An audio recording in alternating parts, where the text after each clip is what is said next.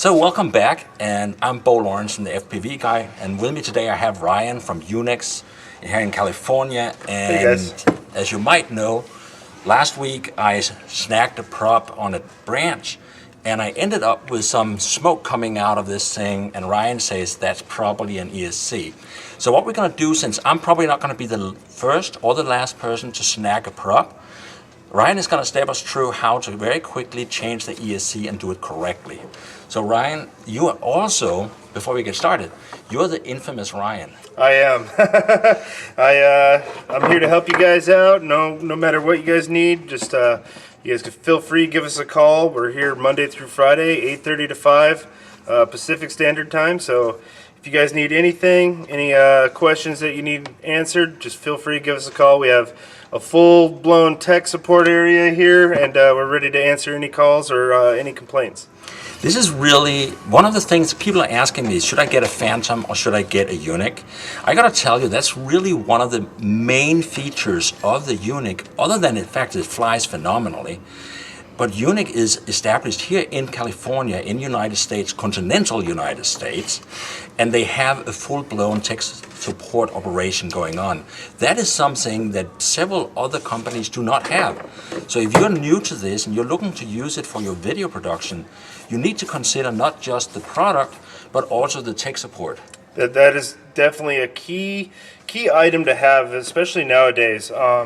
You know, a lot of people are going to automated systems, and you know, we feel here at Yuneec is that, you know, each customer is very important to us, and you know, we like to greet them with a human interaction, not so much, you know, you call in and, you know, the first thing you hear is an automated system. So, you know, you call in here to Yuneec and you'll get a person answering the phone, you know, directing calls wherever they need to go. You know, if she is not there, or if someone does not answer, it does go into an automated system, but it's very easy to get back to someone that's actually talking to you. So it makes it a great experience for all of us. And I gotta say, the first thing when I came through the front door, Ryan was talking to the girl in the lobby, and he says, "Hey, FPV Guy," and she goes, "Oh, I know him." And the lady in the front lobby is actually learning to fly quads. I mean, what? You can't go wrong with a company like this. Anyway, let's not take more time. I'm just going to give you this, and I know you already did the sniff test on this. Right, so first off, we're going to find out what has exactly happened. So he brushed into a tree, and he said his motor was smoking. So I'm going to go ahead and give it a good sniff, and obviously there's some electrical smell to it. Not every instance. It's also brown. Right, it's also a little tint of brown, so we know right there's something happened. So not every instance going to have this. You know, people break props all the time. They'll tilt over on the ground. They'll hit a tree, a fence. 9 times out of 10, you know, you're going to be fine. It's just going to replace the prop. His instance, it may have caught the tree and snagged on it for a while, and you know, caused the ESC to burn up. So we're going to go ahead and swap this out. We'll take a look at it. It does require a little bit of work. You know, the average hobby enthusiast shouldn't have a problem with it so much. You know, there's a little soldering involved, a little knowledge of how things work or brushless motors. So, but without any further ado, we'll go ahead and dive right into this. And it's also worth mentioning, again, Yuneec have these parts. This is an ESC that's a product from Yuneec, so it's easy to get hold of the parts you need here. That's right. And if you cannot do it yourself, you're more than happy to send it in to us. We'll repair it for you. We're offering all our customers a 6-month warranty, and that covers all your... Unbelievable. That's really, I haven't heard of anybody offering warranty on something that flies. Right. So I'm going to crack this open, get this going, and we'll go from there. I'm excited. Do you want to take the battery out first? Yeah, sure.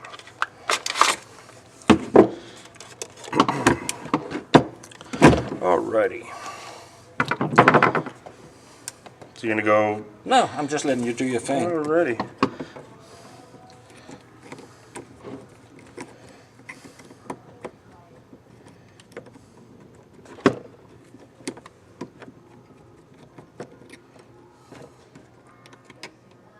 Is that an Allen wrench on there? No, this is a small Phillips head screw for the lens cap.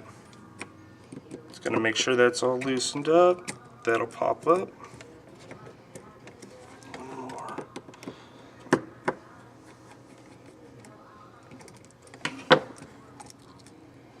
All right, and there's your culprit right there. So one of the MOSFETs actually fried. Let me see if I can get that. Oh, so that one is not supposed to have a hole in it? No, it's not supposed to have a hole in it. So at this point, I'm going to take these screws out. There we go. And to get the ESC out, it is a little trick. You've got to kind of pry up on the corners, and then it'll start popping out off the posts. So the posts, they are the same ones that the screws went down into? Correct. And those screws hold down that lens, plus the lens holds down the ESC. So that's still made very much like something to be serviced. Right, right. Because I would have started taking all the screws out of this thing to see where I would get. I wouldn't even have started with the lens. So before you guys start unscrewing the entire aircraft, try the 4 screws in the little light dome there. Correct, correct. Let me get this on the bench a little bit further. Okay. And there we go. I'm trying to do double duty here. I'm doing the insert camera and I'm being the talent. Okay, let's scrap the talent, but at least I'm talking. All right, guys, so underneath you'll find the actual signal lead that's coming from the main control board. What you'll do is you'll unplug that. You can unplug the LED lens cover if you choose. I choose to leave it on, but it comes off fairly easy. Now at this point we want to take a look. This is a rear ESC, so we're going to have red and black wires that come off of it for the LED. But we also want to take a look at the way the 3 motor wires are coming into the ESC. As you can see here, A is red, B is blue, and C is black. So when we put the new ESC in, we want to make sure it's exactly the same as that. Alrighty. So we got our soldering iron here.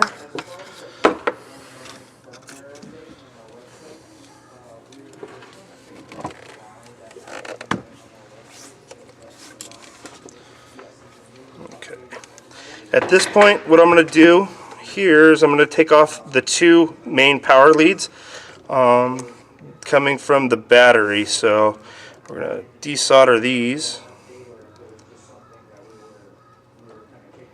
There's one. And by desoldering, you're basically heating the solder up onto the cable releases. Correct, yeah. I just heat up the solder.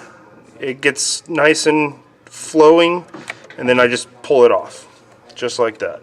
And the 3 motor wires that come out, same thing. I like to flip it up over on its top. I find out which one's actually pulling the most, and I'll heat that one up. Once I heat that one up, it should slide right out.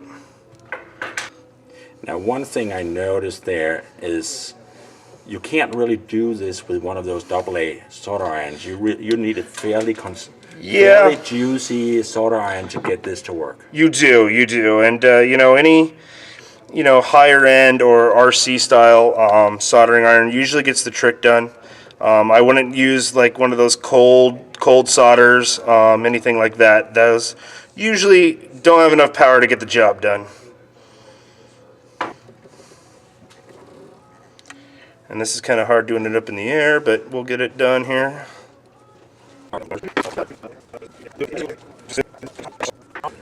So we did a quick jump here while we unsoldered this, and we cleaned up the wires. And now the next thing is putting the new... I went ahead and desoldered those, and now we're ready to get back to solder the 3 connections right on these posts here. So you have A, B, and C. And if you remember earlier, we mentioned, okay, you got to take note of it. One thing that I'd like to mention is that when you're first open it up and you're getting ready to solder, go ahead and grab your phone out and take a picture. That'll help you remember which wires go where. And we got to thinking because we just realized we forgot where they go. Yeah, all this talking, and this guy's a really cool guy, and we were talking throughout the process of soldering, and we totally forgot about it. So we came up with a little take a picture. You know, I used to work for the magazine, a magazine, maybe you guys know, RC Heli. So I wrote quick tips every month for many years. And so this is one of those quick tips that can keep on coming around and help people out.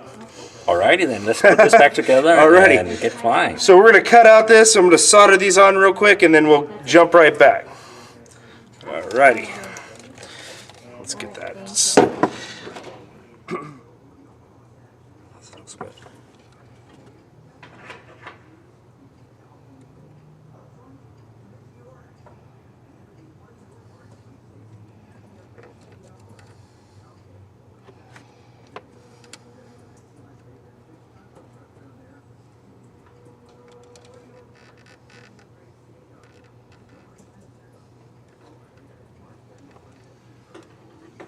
And no pressure here, Ryan, but you realize 10,000 RC hobbyists are going to be judging your soldering skills now? Yes, sir.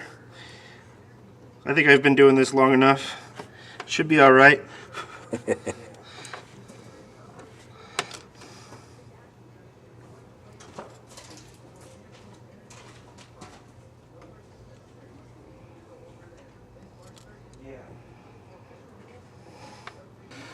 So you got the first 3 wires in here. Now you got 2 left down here. What are those? So these are the main wires that come from the main control board that supply the power to each ESC. So that's the black and the red one, right? Correct, here. the big black and red. Awesomeness. So we're almost done. Yep, and those 2 connections, they go right here. You'll have a positive and a negative. The included wires, take note of where they went, and we'll just put those wires in its place. Let's do that.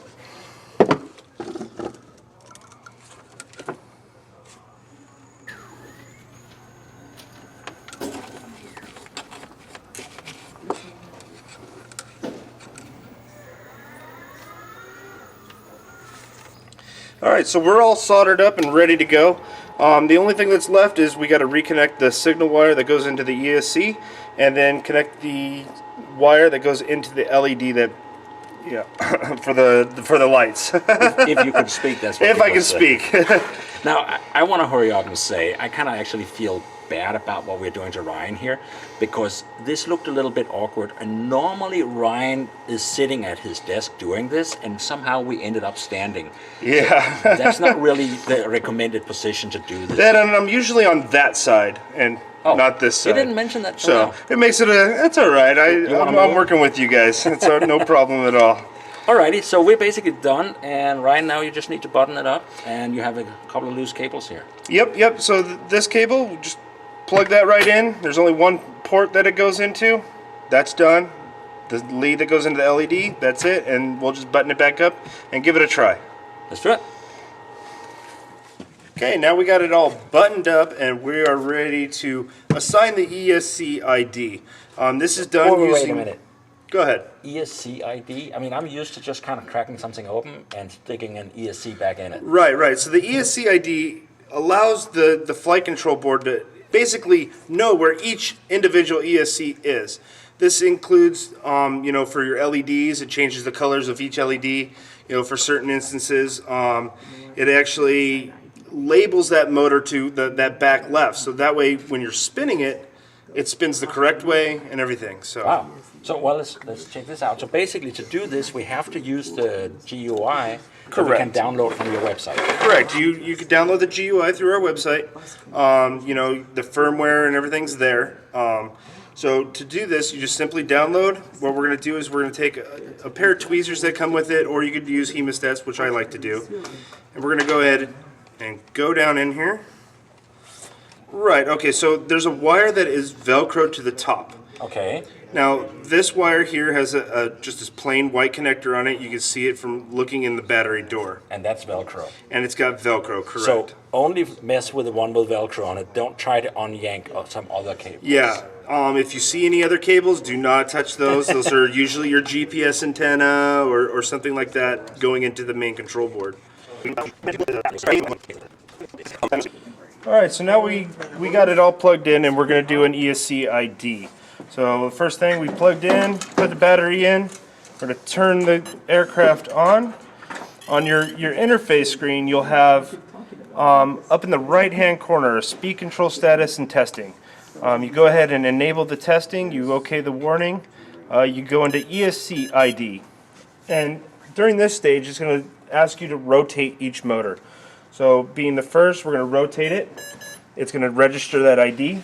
We're going to rotate the next one, register the ID, and so on and so forth. After that's done, it gives you a confirmation tone, and it'll ask you to restart your Q500. So we're going to go ahead and just do a quick restart. And all the motors are green. We have full green check marks, and we are good to go for a test flight.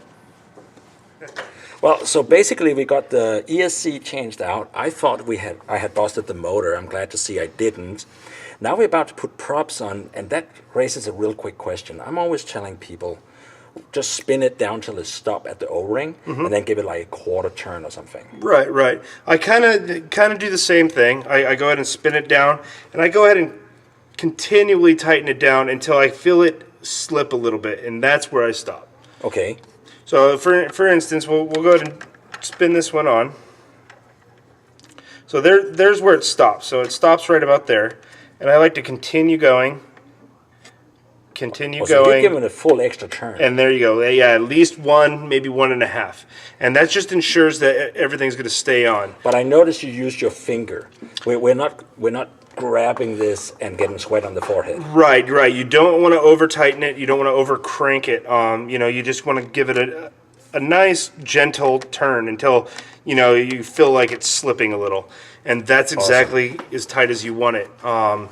The issue is you want to make sure that it's tight but not overly tight. The Q500 uses a braking technique, so on descents and stuff like that, if it starts windy or something, it'll actually break one motor, so it has it'll ESC level. braking in here. It does. All right. Yeah. This really is using all the new technology. It is. It is. It uses the braking, it uses the power, and everything So we to keep it don't want to accidentally spin the prop off. Exactly. So Even though they're basically, self-tightening. hand tighten, but not muscle it, all right? That's right. But now the other thing, as we start flying this thing, a lot of people are taking off in smart mode the first time. That doesn't always go well. So what I usually say is be smart, fly in angel. Yeah. Or in angle mode. Angle mode, right. What do we need to understand about smart mode?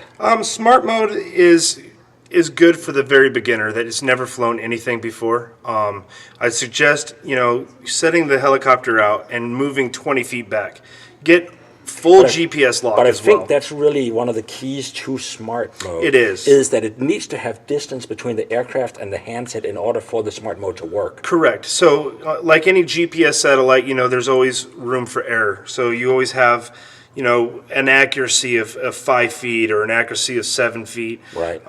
So the more amount of satellites you have, the more accurate your positioning is going to be. And basically you want to have it say it's GPS green for the aircraft, and then in the upper right-hand corner of the screen, you need to have 6 or 7 GPS minimum before you try to fly. Yeah. I always suggest going to about 9. When you're first starting out, you want to be in an open field. I'm conservative. I like more satellites. Yeah, more satellites, the better, for sure. Alrighty, well, let's go fly this. All right. Okay, we're ready for our test flight now, and we're going to try it indoors here first. To do an indoor flight, you want to disable the GPS. So what we do is we're going to go ahead and rotate the rabbit turtle icon all the way up to the rabbit. We're going to hold right on the aileron, and we're going to toggle the switch up and down 4 times. This will give you a confirmation beep and let you know the GPS is disabled. This allows you to fly indoors.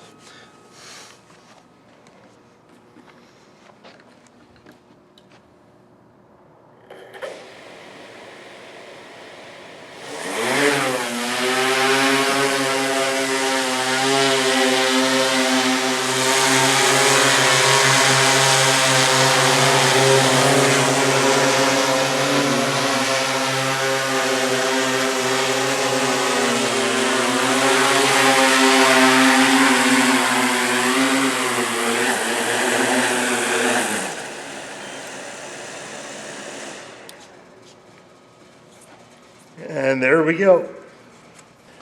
Well, Ryan, so that basically concludes the fix. Sure does. And the main thing to remember here is you do need some soldering skills. Your local hobby shop that sell these things will be happy to help you with that. And this is one of the things you were telling me is some of these parts you're going to make available to hobby shops rather than individuals. Right, and that just allows everyone to have a certified, clean flying aircraft that has been test flown, and the average consumer or our customers don't have to worry about it. I like that. Well, you already know I like flying this thing. So now we're going to do an outside test.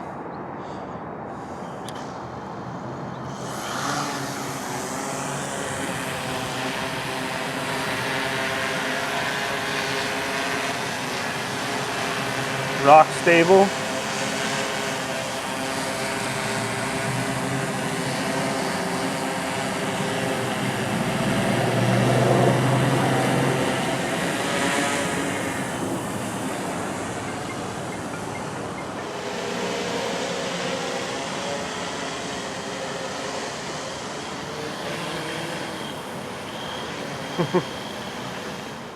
Well, Ryan, I noticed you did one thing here. You flipped it into RTH, to return to home. I sure did.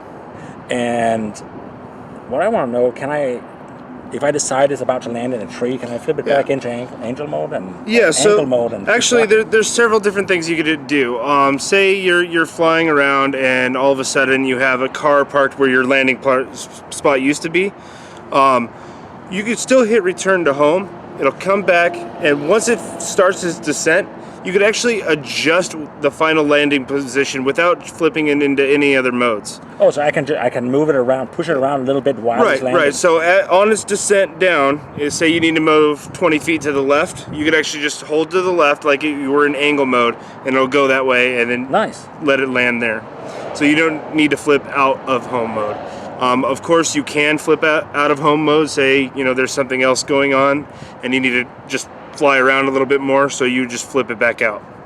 The other thing you mentioned is it is technically possible to turn off and kill the motors in flight. Right. Our most current firmware allows you to emergency shut off the rotors. Before we had the same thing, but it would be a second and a half and it would shut off. Now our newest firmware is 3 seconds if you're above 20 feet. That allows the use of an emergency shutoff, for one, and two, it prevents accidental rotor shutoff in midair. But what this really also means is whatever you do when you're flying, don't F around with the red button, because you could actually drop your aircraft on the spot. But the reason it's still enabled is if you're flying, you're on the beach, and you feel you're losing control and it's drifting into, say, some people somewhere else on the beach in a larger group, and you want to get out of the air before you get there, you can kill those motors and drop the aircraft. That doesn't mean it's a flight operation you're supposed to do normally. Right. So it's red for a reason. It means don't touch unless you're on the ground, except for emergencies. That is correct. I like that you guys have not wrapped the user out of emergency operations. Right. And it is a very critical option to have, and when it's needed, you'll be glad that it's there. Oh, absolutely.